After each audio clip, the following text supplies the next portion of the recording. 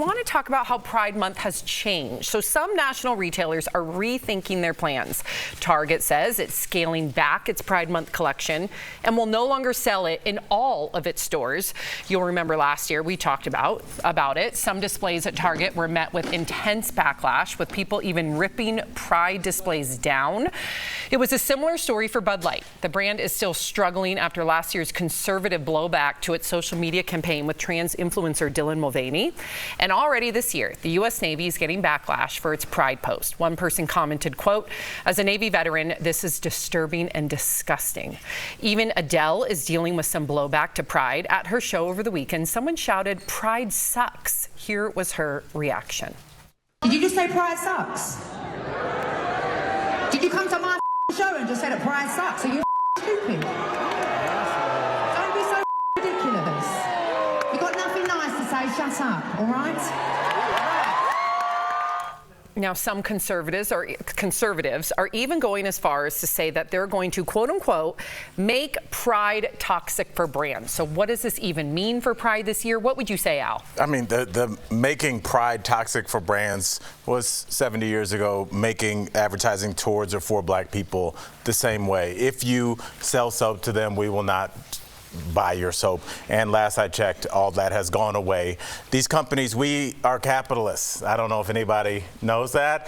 And, you know, these businesses will eventually move towards where the money was. There was a period of time where Victoria's Secret laughed about making bras that matched Erica's skin tone, or certain women that may be smaller or bustier, and they laughed, and they're out of business now because that's how the market works. So this will take care of itself. I think the problem is, and there was an episode of The Simpsons, I'm going to nerd out real quick, about commercialism, and they said if you want something to go away, just don't look. And it was the Halloween episode, and they turned away and all the advertisements died. And that's, if you just don't pay attention to people yelling Pride sucks, or that sad man in that empty aisle throwing down a rainbow, which is a moment in your life. That's a moment in your life where you're just like, what? There's no one even there. He's there at like 9:40 in the morning. But there are a few people there. Can you imagine? No one's paying attention. I know, but my point is, can you imagine if you are a member of the LGBTQIA community and you walk by and you see someone doing that, especially if you're someone who has not had the confidence to come out because for whatever reason, or if you're a child who is currently questioning your sexuality or identity,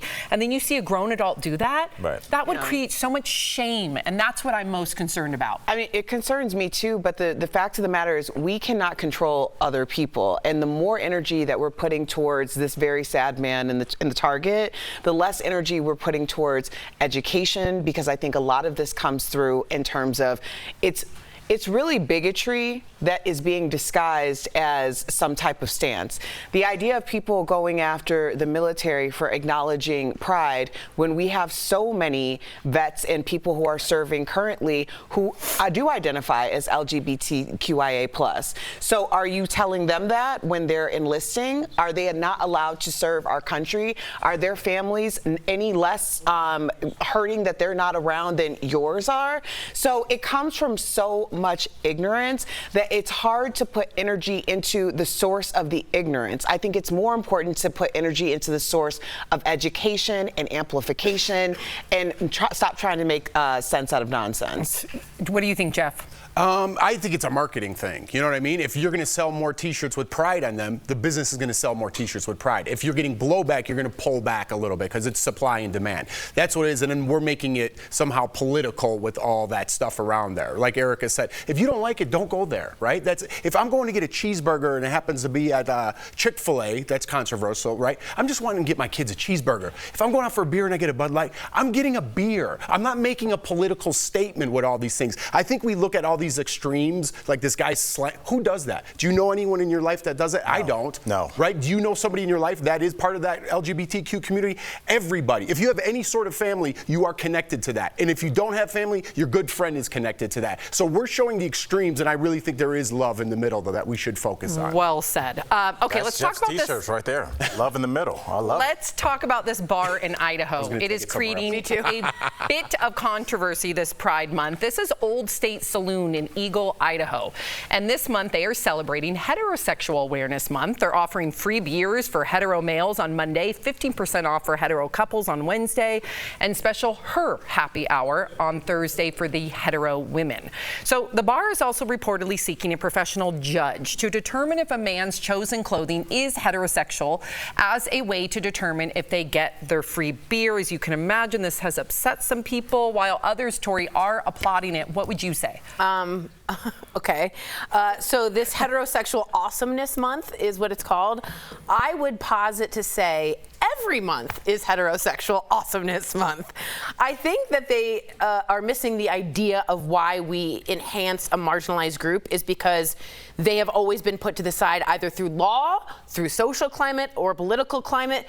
You don't enhance someone that's always gotten whatever they need. So that's why we have Black History Month, because whites were always given the benefit of the doubt and the hierarchy of owning people. So at some point, they missed the point here. And I think it's in jest because they do say at some point everyone's welcome. But I think there's some serious bigotry in that statement.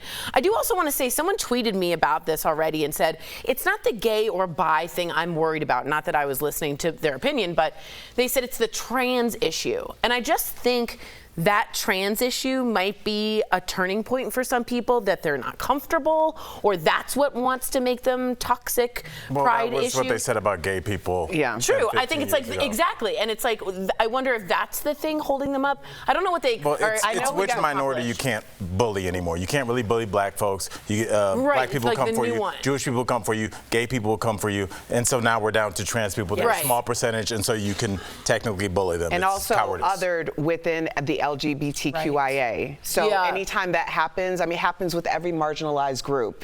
Anytime that happens, then everyone's always looking for a boogeyman, and now they're the boogeyman. Right, exactly. And then it allows people who have very bigoted views to go with people who don't feel like they're bigoted at all. They just want to make sure that they're getting theirs. It's a very crab in the barrel mentality, Right. and I think we should really start having a serious look at ourselves. Yeah, it's costing people's lives.